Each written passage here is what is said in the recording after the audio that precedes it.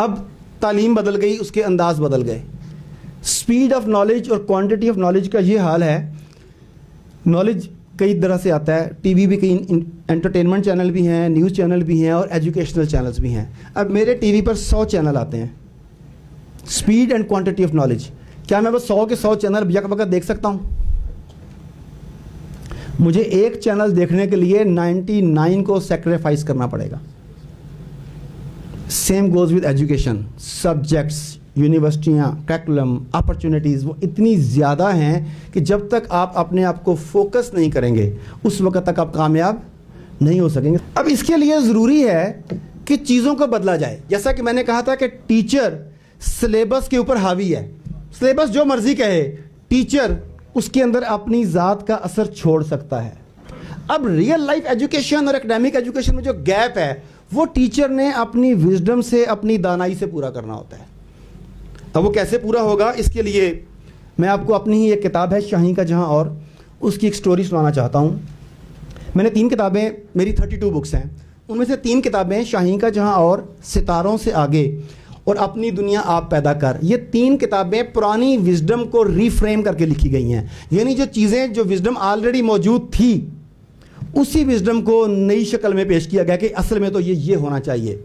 تو میں نے اس میں تھوڑی تبدیلیاں کی ہیں. تو ان میں سے ایک تبدیلی آپ کو سنانے لگا ہوں. ویسے تو یہ بہت سارے لوگوں نے پھر اس کے اوپر ویڈیوز بھی بنائی ہیں، آپ نے شاید سنی بھی ہو، بٹ میری پروڈکٹ ہے، میرے منہ سے شاید زیادہ مزہ آیا آپ کو. آپ لوگوں نے بچپن میں ایک کہانی پڑھی تھی کچھوے اور خرگوش کی. مورل آف دا اسٹوری کیا تھا؟ Slow and steady wins the race, اور دوسرا کہتے ہیں غرور کا سر نیچا. یہ 2 ہمیں مورل اس کے پڑھنے کو ملتے ہیں.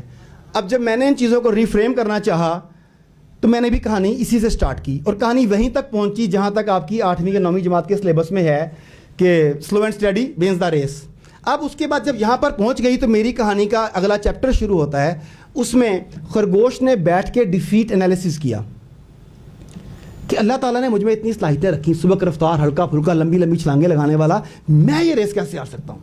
جب اس نے اپنا ڈیفیٹ انالیسس کیا تو اسے پتہ لگا کہ حد سے بڑے ہوئے اعتماد اور بے جا لاپرواہی نے اسے شکست دی، ورنہ اسے کوئی نہیں ہرا سکتا تھا. اس نے خود سے کمٹمنٹ کی کہ آئندہ سے یہ غلطی نہیں ہوگی. یہ کمٹمنٹ کرنے کے بعد ری میچ کے لیے کچھوے کو چیلنج کیا. کچھوا بھی اپنے تھا اکڑ میں، ہاں ٹھیک ہے. ریس ہوئی اور جیسا کہ آپ کی توقع ہے خرگوش نے کئی میل کے مارجن سے کچھوے کو شکست دے دی. یہاں پر پہنچے تو مورل آف دا اسٹوری بنا fast and persistent will always beat the slow. اب کچھوا بیٹھ کے سوچ رہا ہے کہ یہ کیا ہوا، اچھی خاصی عزت بنی ہوئی تھی، ساری خاک میں مل گئی. کوئی ایسی